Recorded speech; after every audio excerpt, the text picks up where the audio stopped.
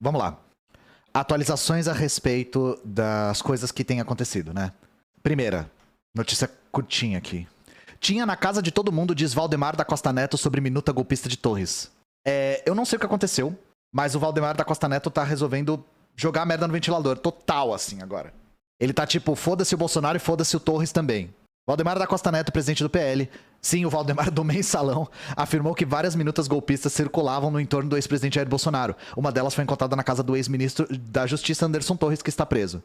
Em entrevista ao jornal o Globo, Valdemar diz que chegou a receber sugestão para impedir a posse do Lula, mas que ele teve o cuidado de triturar.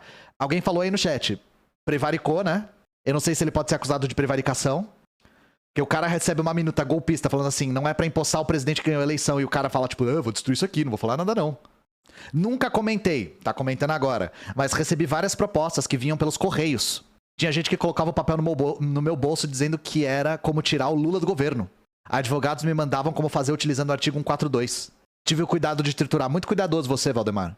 O chefe do partido de Bolsonaro disse que documentos desse tipo podiam ser encontrados na casa de todo mundo. Aquela proposta que tinha na casa do ministro da Justiça, isso tinha na casa de todo mundo. Muita gente chegou pra mim agora e falou, pô, você sabe que eu tinha um papel parecido com aquele lá em casa? Imagina se pegam. Imagina, né, chat? Faz me rir, né? Vocês não estão achando engraçado, gente? Eu tô achando uma graça. Casualmente, todo mundo do governo tinha minuta golpista em casa, chat. É engraçado, é uma piadola, né? É patati patatá aqui, né? Imagina se pega no olho, né? O cara tá tipo, hahaha, eu estou aqui sendo entrevistado pela UOL e todo mundo era golpista mesmo, a gente queria derrubar o governo, quando? Mês passado, foi mês passado isso. Valdemar também afirmou que Bolsonaro teria sido pressionado a fazer algo errado e que havia gente que achava que ele podia dar o golpe. Bolsonaro não quis fazer nada fora da lei. A pressão... Chat. Bolsonaro não quis fazer nada fora da lei. O Bolsonaro não fez nada fora da lei ao longo do mandato dele, né? Bolsonaro é o cara dentro das 4 linhas. Ele nunca quis fazer nada fora das 4 linhas. A pressão em cima dele foi uma barbaridade. Como o pessoal acha que ele é muito valente, meio alterado, meio louco, achava que ele podia dar o golpe. Ou seja, o pessoal que queria dar o golpe queria usar o Bolsonaro de idiota útil. E se falhasse, quem ia ser preso era ele, foda-se. Usa ele de peão mesmo, sabe? Ele não fez isso porque não viu maneira de fazer. Agora vão prendê-lo por causa disso? Sim, vão prendê-lo por causa disso. A gente vai prender ele por causa disso e por causa de outras coisas também. Bolsonaro tava um pó. Achei que ia morrer. Estão deixando a gente sonhar, chat. Estão deixando a gente sonhar, chat. Valdemar da Costa Neto também falou sobre a reação de Bolsonaro após perder as eleições e admitiu que errou por não prepará-lo para uma possível derrota. Nunca tocamos nesse assunto, não passou isso pela cabeça dele. Quando fui lá na segunda-feira, ele estava um pó. Quando eu vi após uma semana, eu achei que ele ia morrer. O cara tava desintegrado. Sabe o que é isso? Medo de ser preso. Sabe o que é isso? Primeira vez em 3 décadas sem foro privilegiado. É isso que gera esse cu na mão. Esse friozinho na barriga. Esse suor frio, sabe? Essa sensação de formigamento nas mãos. Enfim, da minuta a gente já falou extensamente, né? E é isso, agora o Bolsonaro tá com visto de turista lá nos Estados Unidos. Ou seja, ele ainda está refugiado. E eu conto os segundos pra não ter mais que falar desse cara nunca mais na minha vida, sabe? Mas esse momento não é agora. E aí, falando nesse filho da puta, eu vou mostrar uma imagem que tem uma foto que me dá náusea. Militares do exército tinham um grupo de WhatsApp com garimpeiros pra avisar sobre as ações no território Yanomami. Cara, essa foto do Bolsonaro de cocaína me dá náusea, velho. Me deixa tonto, sabe? Relatórios mostram a inação de Marcelo Xavier, alçado ao comando da FUNAI por Sérgio Moro, e o conluio de militares na região. Em 92, Bolsonaro apresentou decreto para impedir a demarcação do território Yanomami. O território Yanomami foi demarcado em 92. Plínio Teodoro na Fórum. O conluio de parte significativa do exército com o projeto predatório de Jair Bolsonaro se estendeu ao território Yanomami, onde centenas de crianças morreram e muitas estão sendo resgatadas para tratamento médico, diante das inações do ex-governo para prometer um genocídio da população indígena na Amazônia. 2 relatórios preliminares da inteligência da Fundação Nacional dos Povos Indígenas, feitos em 2019 e divulgados nesta quinta-feira pela Folha de São Paulo, revelam que militares do 7º Batalhão de Infantaria da Selva do Exército estavam em um grupo de WhatsApp com garimpeiros para avisar sobre as ações que seriam desencadeadas na região Yanomami. Segundo a Folha, relatos de indígenas e garimpeiros listam nomes, patentes e até números de telefone celular dos militares que recebiam propina para avisar sobre as ações na região. Meu chefe possui diversos militares comprados que trabalham como informantes. Eles permanecem passando informações das operações para ele, oriundas de Manaus, diz um dos depoimentos que aponta a atuação de um 3º sargento do exército. Em outro depoimento, há o relato de que um homem separa 10 gramas de ouro por mês para pagar militares que entregam informações sobre as operações e avisam quando soldados entram na terra indígena e quando saem e como entram e quantos são. Reportagem de Carlos Madeiro no portal UOL da quinta-feira revela que o anseio pelo extermínio do povo Yanomami é um projeto antigo de Bolsonaro. Em 92, quando ainda perambulava pelas margens do Congresso Nacional, Bolsonaro apresentou um decreto legislativo que pretendia revogar portaria do Ministério da Justiça que demarcou a terra indígena Yanomami. Com base nas informações de militares, Bolsonaro justificou o decreto dizendo que seria necessário para a defesa do território nacional uma faixa de 150 quilômetros de distância da fronteira aérea do território indígena. Assim como no livro A Farsa Yanomami, publicado em 95, quando o decreto foi arquivado pela Câmara, pela Biblioteca do Exército, Bolsonaro questiona até mesmo a existência de Yanomamis no Brasil. O total de índios encontrado pela FUNAI é realmente brasileiro ou venezuelano? Afinal, a área demarcada é a fronteira demarcada e o índio tem atividade nômade, afirmou na justificativa do projeto. Vamos aproveitar então para já falar desse livro. Eu acho que é uma boa deixa pra gente falar sobre esse livro aqui, ó. A Farsa Yanomami. Exército lançou em 95 um livro que duvida da existência de Yanomamis. Chico Alves no UOL. A resistência de generais bolsonaristas a ajudar as comunidades indígenas e a insistência desses militares em facilitar a exploração econômica da floresta, mesmo que através de garimpo ilegal, são baseadas em um conceito antiquado de soberania nacional. Para muitos oficiais do exército, a defesa dos grupos Yanomami não passa de um pretexto para que governos estrangeiros ocupem a Amazônia através de ONGs para tirar a região do controle do Brasil. Há muitos livros direcionados aos militares que disseminam essas teorias. Uma das obras foi editada pela Biblioteca do Exército em 95 e é estudada até hoje. Trata-se da Farsa Yanomami, de autoria do coronel Carlos Alberto Lima Mena Barreto. O conteúdo do livro justifica o título. Mena Barreto defende que os Yanomamis não existem.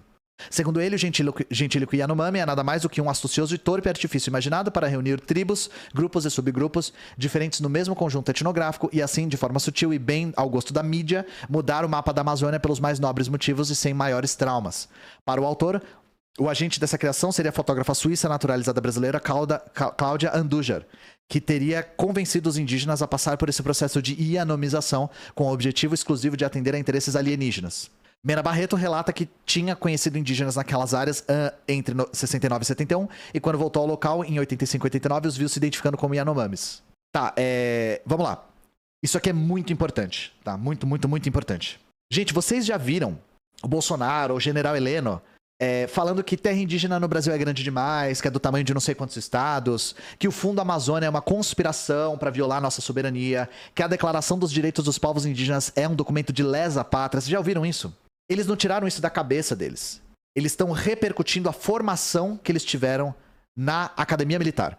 Isso é muito antigo, tá? Muito, muito, muito antigo. E isso a gente consegue traçar desde o Serviço de Proteção ao Índio, do SPI, na década de 10 do Brasil. E esse livro aqui é um dos livros que até hoje eles estudam. E vocês não têm ideia da loucura desse livro. Essa notícia não fez jus a esse livro. Deixa eu trocar a câmera aqui. Então, primeiro, a terra indígena Yanomami é a maior terra indígena do país. E ela foi fundada em 92. Esse livro é de 95. Então ele sai bem no calor do momento da discussão e do fim da luta dos indígenas pela demarcação da sua terra, tá? E, primeiro de tudo, gente, essa retórica de que antes eles não se chamavam de Yanomami, porque Yanomami na língua deles significa ser humano. E sim, de fato, a terra indígena Yanomami comporta várias etnias diferentes. Mas antes eles não se denominavam Yanomami. E depois do território eles se denominavam Yanomami. Então isso é uma fabricação conspiracional externa. É um argumento muito burro, sabe? É um argumento muito burro. É a mesma coisa que falar assim, pô, antes de surgir Tocantins, ninguém aqui nesse território se chamava de tocantinense. E agora que existe o estado do Tocantins, todo mundo tá se denominando de tocantinense. Então o Tocantins é uma conspiração para o estado do Tocantins ser tomado por forças estrangeiras. É um salto lógico. E esse salto lógico, no caso dos indígenas, é muito racista também. Porque tira a historicidade de povos indígenas. Gente, a identidade de qualquer grupo humano se transforma com o tempo. Por que a identidade dos indígenas que se autodenominam Yanomami não pode se transformar? A visão de indígena é uma visão estática e ahistórica. Como se o grupo de indígenas não pudesse se autodeterminar de novas maneiras conforme a sua historicidade. Indígenas têm história. Sua identidade se transforma conforme o tempo. Assim como qualquer grupo humano. E eu, assim, eu vou agora agraciar vocês com trechos desse livro, porque vocês não fazem ideia do nível, tá? Foi o que eu falei, essa matéria não fez jus ao nível. Então, primeiro, esse livro se baseia num nacionalismo chauvinista muito comum da extrema-direita. Abre aspas para a página 145. A pátria encarna o presente que somos e o futuro que desejamos ser. No idioma, na mentalidade, na tradição, na fé, no sangue, na aparência, em tudo que carrega a sina e o privilégio de ser brasileiro. É importante mudar essa fatalidade. Só se pode renunciar a ela em troca de outra, mas sempre haverá uma pátria natural ou adotada e exigir-nos o preito e a lealdade. O preito aos heróis entronizados pela história com H maiúsculo. A lealdade ao sublime, ao mítico e ao sagrado do ideário nacional. Gente, pátria natural. Isso aqui é um nacionalismo, assim, louco de pedra. Então, a pedra angular do argumento dele é esse nacionalismo. Nós temos uma pátria com um povo que deve ser defendido. E é por isso que o Weintraub fala: odeio esse termo, povos indígenas, odeio o termo, odeio. Só tem um povo nesse país. E, gente, vocês ficariam surpresos de saber que esse livro tem uma porrada de anticomunismo no meio? Porque a matéria da UOL só fala que é uma espécie de anti-imperialismo difuso, assim, né?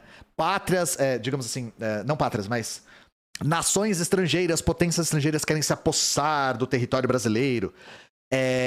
O livro mistura anticomunismo com anti-imperialismo de um jeito muito louco. Então, saca só, página 13. Este livro trata do problema indígena em Roraima.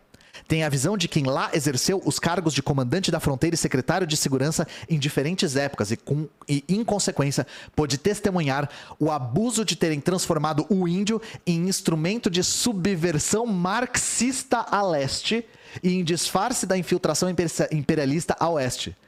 Transformado o índio em instrumento de subversão marxista.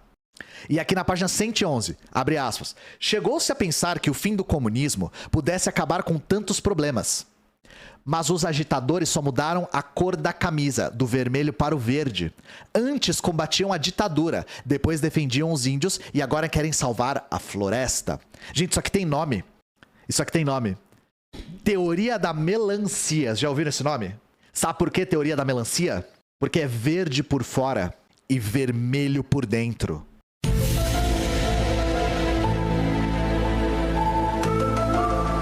Isso eu não inventei, tá? Vou dizer o que é essa melancia.